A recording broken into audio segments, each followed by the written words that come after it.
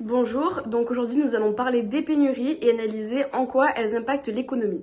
Les pénuries, donc le manque d'un ou plusieurs produits, ressources naturelles ou services, varient selon les époques, les contextes et les lieux. Actuellement, elles sont particulièrement populaires en France et au niveau mondial. Nous allons ici distinguer et étudier deux types qui ont toutes les deux des conséquences au niveau économique, donc les pénuries de biens de consommation et de biens intermédiaires, puis les pénuries de main-d'œuvre. En sens économique, une pénurie de biens est une situation dans laquelle le prix d'un bien est inférieur au prix d'équilibre. Il y a donc une augmentation de la quantité demandée et une diminution de la quantité offerte, ce qui déclenche la pénurie. En ce qui concerne les pénuries de main-d'œuvre, elles désignent une situation où la demande de travail excède l'offre, et lorsque les entreprises sont contraintes dans leur production par l'absence de main-d'œuvre. Donc, dans un premier temps, nous allons voir les causes des pénuries des biens de consommation et des biens intermédiaires. Donc, ces pénuries, et notamment les pénuries alimentaires, peuvent dans un premier temps être causées par des achats compulsifs de précaution lorsque les gens achètent en masse pour prévenir d'un potentiel manque de ce produit dans l'avenir. Par exemple, suite à l'invasion de l'Ukraine par la Russie, certains produits comme les huiles, les pâtes ou la farine ont connu un phénomène de vente anormal. La crainte d'une pénurie a poussé les consommateurs à stocker et cela a fait chuter la disponibilité des produits alimentaires de base.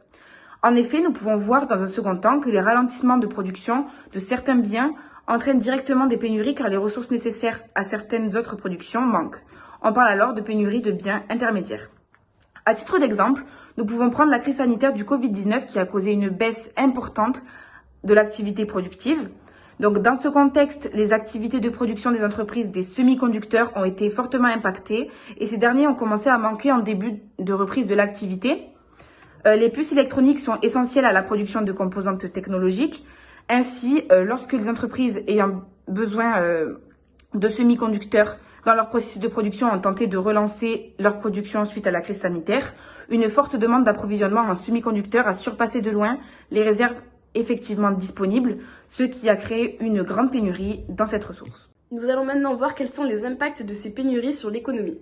Donc les pénuries de biens intermédiaires peuvent provoquer jusqu'à de vraies récessions lorsque les produits en pénurie manquent à certains processus de production.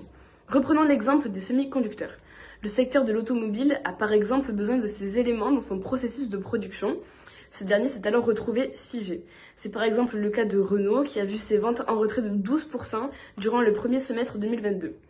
À long terme, ces phénomènes impactent donc négativement l'économie du pays en défavorisant à leur échelle la croissance économique nationale.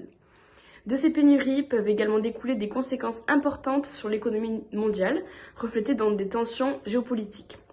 Par exemple, avec les États-Unis et la Chine, qui sont en concurrence dans la production de nombreux secteurs comme la téléphonie.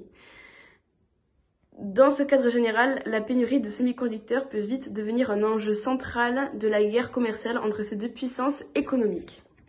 Nous pouvons maintenant voir quelles sont les solutions à ces pénuries. Donc premièrement, nous pouvons parler de l'interventionnisme.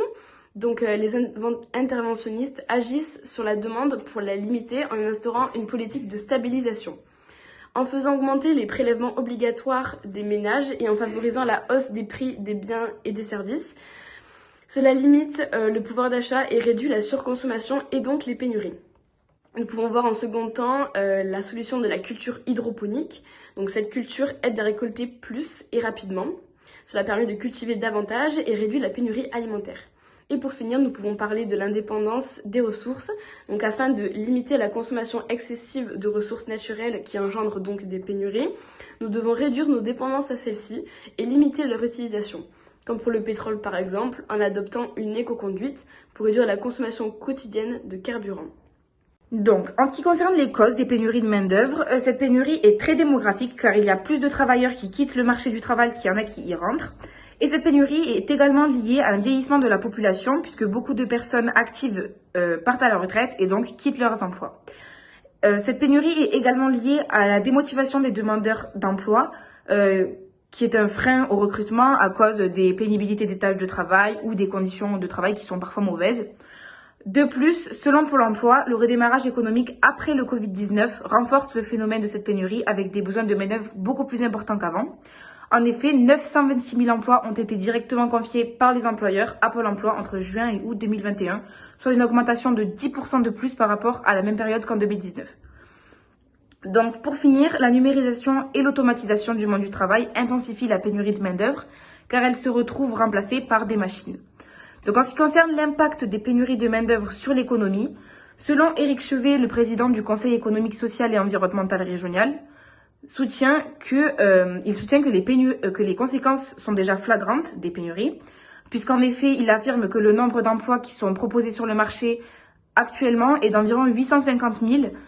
C'est un chiffre bien plus haut que les 300 000 emplois à pourvoir donnés par la Banque de France. Donc cette baisse du taux d'emploi freine donc l'activité économique des entreprises et à son échelle ralentit la croissance économique du pays. Cependant, les pénuries de main-d'œuvre ont aussi des conséquences positives sur l'économie, puisqu'en effet, en situation de manque de personnel, les entreprises sont obligées d'innover pour se démarquer de la concurrence et avec des emplois plus performants, sans nuire à la croissance économique. Nous allons maintenant voir quelles sont les solutions envisageables pour lutter contre ces pénuries. Donc tout d'abord, une revalorisation des salaires. Selon la ministre du Travail, Madame Borne, les rémunérations de certains secteurs sont insuffisantes, notamment dans le secteur de l'hôtellerie-restauration. Une revalorisation des salaires permettrait de motiver à nouveau les individus pour occuper ces postes vacants. Deuxièmement, le recrutement à l'étranger. Donc pour remédier aux pénuries de main-d'œuvre, les ressources humaines se tournent vers les agences intérimaires européennes, comme le site amos74.com, qui mettent à disposition du personnel étranger avec des contrats français. Donc ces agences sont de plus en plus sollicitées parce qu'elles agissent dans les règles et mettent à disposition du personnel qualifié et motivé. Troisièmement, nous pouvons voir les politiques de relance. Donc afin de rééquilibrer le marché du travail et de stabiliser l'économie, l'État peut procéder à la mise en place de politiques de relance pour modifier le fonctionnement du système d'emploi. Nous pouvons noter les politiques passives, donc pour rendre le chômage supportable, et la politique active pour créer de l'emploi, avec des formations et des accompagnements pour les chômeurs dans une démarche de retour vers l'emploi. Certaines mesures peuvent être mises en place pour leur donner la motivation d'aller travailler, comme la réduction du temps de travail ou encore augmenter la flexibilité. Donc pour conclure, les différentes économies nationales connaissent depuis toujours diverses pénuries. Cet exercice de recherche nous a rappelé que la variation de nos habitudes de consommation alimentaire et notre degré d'utilisation des ressources naturelles peuvent réduire la disponibilité des produits sur le marché. Une mauvaise gestion de ces facteurs peut nuire facilement et rapidement à la santé économique des nations. Nous remarquons aussi que le progrès technique a fini par impacter l'homme en supprimant certains emplois remplacés.